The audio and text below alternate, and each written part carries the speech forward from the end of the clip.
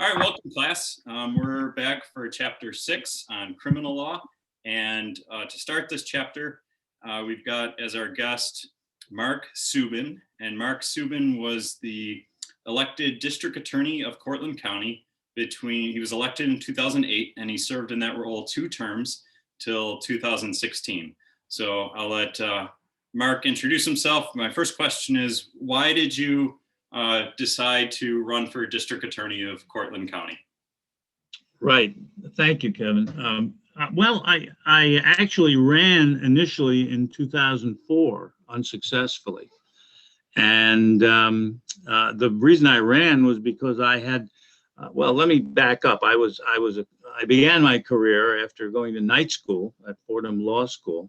And I recommend night school for anybody who's undecided and doesn't want to fill a lockstep program. You can always go and do it. And I did well enough so that I wound up in New York City at a couple of corporate litigation firms. They call them street firms, even though we weren't on Wall Street physically. That's the kind of work that was done there. And I really didn't care for it so much. I learned tremendously. I mean, it was good work, very lucrative work. But I found that I wasn't motivated emotionally to chase money for people. That's what civil lawyers do. Mm-hmm. Instead, what I and I don't know why I had this interest in criminal law, but it turned out to be the right one. I was more interested in liberty. I was more interested in the things that could result in the loss of someone's liberty, or for murder, the loss of your life. And I found that riveting. I also knew that civil law had a lot of permutations. You could go in a lot of different directions, but they all involved pretty much the chase of money. So I wound up going to the Bronx District Attorney's office, and then I wound up, after I had a couple of kids and I didn't want to be in New York anymore, I wound up going up to the Onondaga County DA's office. And I was in love with the criminal law, and to be honest with you, still am. I teach it. I teach it at TC3, and I teach it at SUNY Cortland. I don't practice law anymore. And that's where you and I met, was at TC3 a couple semesters. Right, so. Right. And this term, the enrollment is very much down, I think. And I think, Kevin, you're a better teacher than I am. Obviously, they kept you on, but they didn't have a class. I had an enrollment of 4 for my criminal justice I think it was evidence course, and so I'm not teaching there this term. I'll go back if they need me, and I'm teaching now at SUNY Cortland. But so speaking of evidence, Mark, I just want to draw you back to, you mentioned you have experience with both criminal and civil law, and one of the lessons that I teach in, that we've already been discussing in the class, but I hit on again in criminal law, is the difference, the burden of proof that you have in a criminal case versus a civil case. So when I tell the classes that we've got the scales of justice, and in a civil case we've got just preponderance, just a little bit more than that's right is the burden of proof. And in a criminal case, as the district attorney, you take on the burden of proof and a much higher burden of proof that you have to that you need to win a case. Yeah. So what's beyond a reasonable doubt. Right. Yeah. Beyond a reasonable doubt. So what was that experience like, or how is it being a prosecutor and having that increased burden? Well, when I left the DA's office in Onondaga County, I embarked on about a 13-year career as mostly a criminal defense attorney. I was a solo practitioner. I'd had my belly full of law firms in New York, and I wanted to, I wanted to be on my own. When you're a defense attorney, that beyond a reasonable doubt burden of proof means that all you've got to do is show a reasonable doubt for one element of a charge. I mean, it's sort of like Bill Cosby. I know he's canceled, but he had a routine where he says, imagine what it would be like if the Revolutionary War were fought like a criminal courtroom case. The British, like the prosecutor, would have to march in single file down the road in bright red uniforms, and the revolutionists would be hiding behind rocks and bushes in camouflage shooting at you at will. If you think about it, that's what it's like. A defense attorney, it's hard because you don't often know a lot of the case. More now that the new discovery rules of it, but I've walked into courtrooms not knowing anything. The prosecution has that burden, and they have the all of the firepower. I mean, you've used that in your summations or your openings. Look at, he's got a staff behind him. I'm just little old me. But it's true. It's true. The difference, I justify it. I never shirk the burden. I think it should be that way because in a free society, you're building, you're balancing that scale that you just brought out. I think you're balancing police power against individual liberty. And this is a zero-sum game for those who play those kinds of games. When one goes up, the other is down. You can't have more liberty without less police power, and vice versa. And so that's the dynamic that I always was comfortable operating in, but it's different. And as the district attorney, you had to have a relationship with all the different police forces. So there was state police, there was the sheriff's force, the county sheriff's office, and you also had, I imagine, Cortland City Police, some campus police, maybe some other little police departments. What was it like being in charge of all those different departments and having that pressure on you? Well, for me, it was probably different from what other people had. I think the cops have very little regard for lawyers, if you want to know. I mean, that's the honest answer. They think defense attorneys are dirtbags, and I'm generalizing now. There are some very bright and emotionally balanced cops, but there also are others, and I ain't going to tell you who they are. but there's a distrust of lawyers generally, a distrust of defense attorneys because they're trying to get the guy out that you may have risked your life to capture. And for prosecutors, the reverse seems to happen. You may make a deal with a good defense attorney who shows you aspects of the problem that you might not have otherwise looked at, and you'll make a deal because the case seems less prosecutable than it initially seemed. The cop is going to look at that and say, I risked my life, I did this work, and you're dumping this case. And so there's a built-in animosity to lawyers and a built-in animosity to prosecutors as well. I walked into that having defended successfully some major cases in Cortland County, and which is probably the only reason I got elected. I wasn't getting elected on my looks. And so I started out having the police distrust me, and it took me a full 8 years to get them to trust me. And by the time I got defeated for re-election in 2016, they were, the chiefs of all the police organizations came into my office and paid me the supreme compliment of saying, we're really going to miss you. That took 8 years to do. So, I mean, the dynamic is volatile. Yeah. Can be. So, yeah, one of the topics we cover is sort of how the law intersects with politics. And it seems like the district attorney's office is a good example of that. I think I told you it's frustrating when I get a case that has similar or almost the same facts. And in one county, I get one result. In another county, I get a different result. And sometimes it's just because of who's in charge of the DA's office. Yes. So I run into that issue. And I just, I guess I have frustration with it.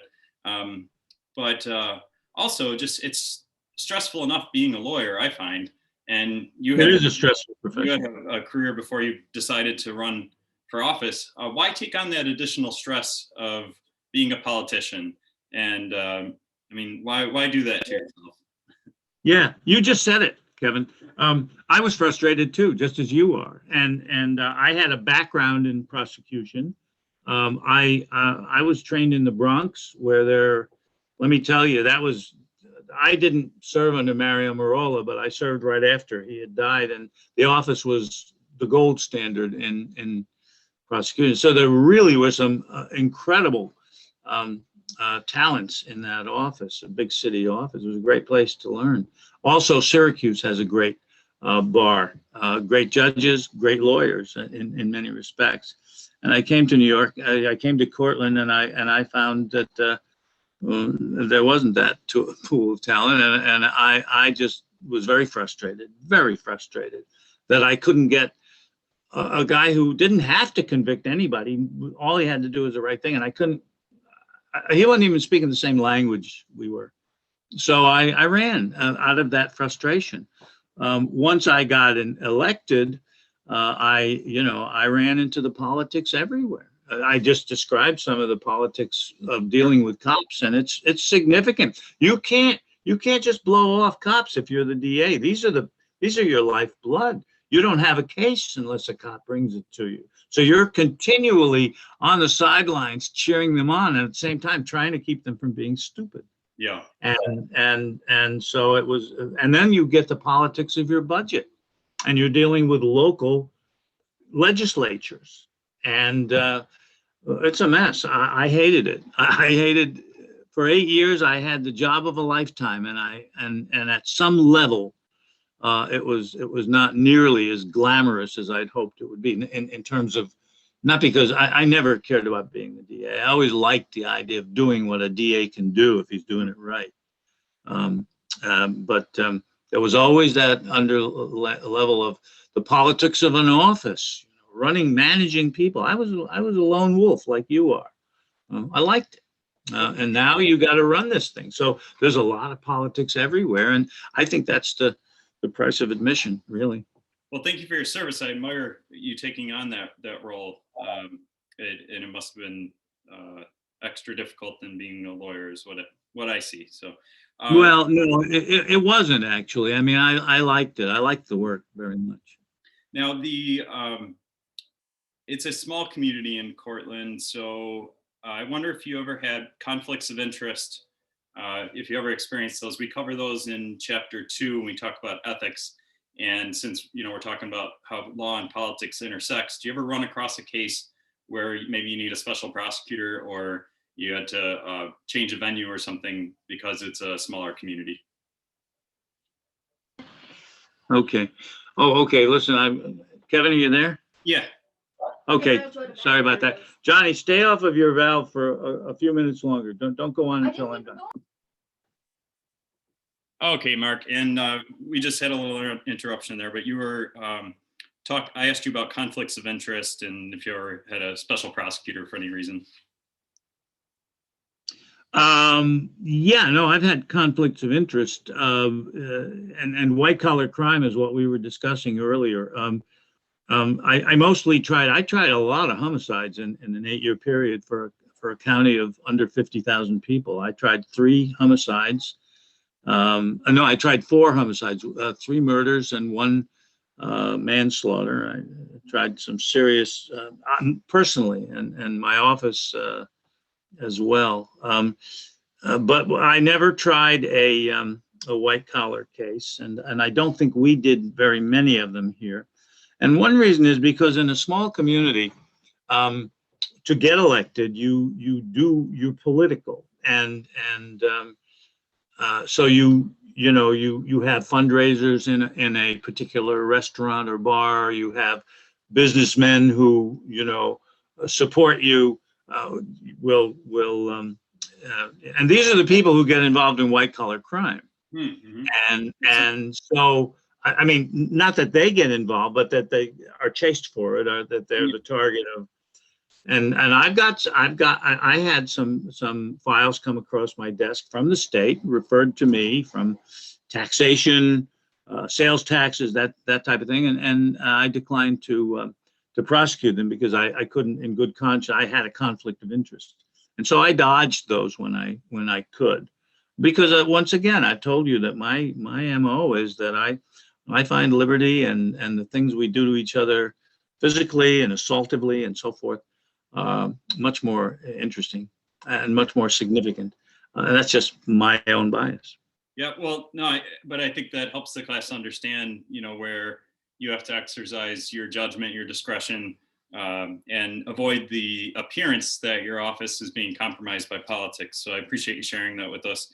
And Yeah. it goes along with what you said, when you first met the police, there's a distrust of lawyers. And just to wrap up here, I was wondering if you could share maybe a joke about lawyers or a song that has a legal theme with the class. No, I can't. You don't want me. You don't want me singing. Kevin and I discussed that I used to be a drummer, and I actually played with somebody that you folks might know, Bob Sarakan, who teaches at TC3. Very excellent guy, very good musician too. But years back when I was a college boy, I played up in the Thousand Islands at a very nice club, Thousand Islands Club, and I was drumming, and we all took turns singing. We had some good musicians there. I went to the University of Rochester, and Eastman School had so we had some really good talent. And one night I said, all you guys try to sing, let me sing. And it lasted about 3 bars. And did you ever see the thing where they haul somebody off the stage with a hook? Yeah. That's what happened to me. You do not want to hear me singing, but I will tell you a joke that I just got. There are better ones, but here it is. So a lawyer is driving down the road. He's actually being driven down the road in a magnificent limousine. He's a very wealthy man, and he sees by the side of the road a man on his hands and knees eating grass, and he's mortified by this. He's mortified by seeing this, and he tells his driver, "Stop this car immediately." And he gets out and he talks to this man. He says, "Why are you eating grass?" He says, "I lost my job." He says, "I have no income. Not only am I eating grass to survive, but my family is there, my wife and my 3 kids." He says, "You come home with me immediately. I will feed you." He says, "Really?" He says, "Yes." He says, "You're an answer to my dreams." He said, he says, "Everybody get in the car." So they get in the car, they drive down the road, and they see another family eating grass. Shorten the story, he comes in too. He says, I'm gonna make sure that you eat." And he says, this is terrific. This is outrageous. So they're driving down the road, and one of the men with his family, he says, "Sir, this is amazingly gracious of you. I can't thank you enough." He says, "Oh, think nothing of it." He says, "You're going to love my place. The grass is 1 foot high." Of course, Mark. That makes I'm sorry. Look great. No, again, Mark, thank you so much for your time and sharing your experience, and thank you for your service as district attorney, and keep up the good work. My pleasure. Thank you, Kevin. Nice to see you too. Thank you.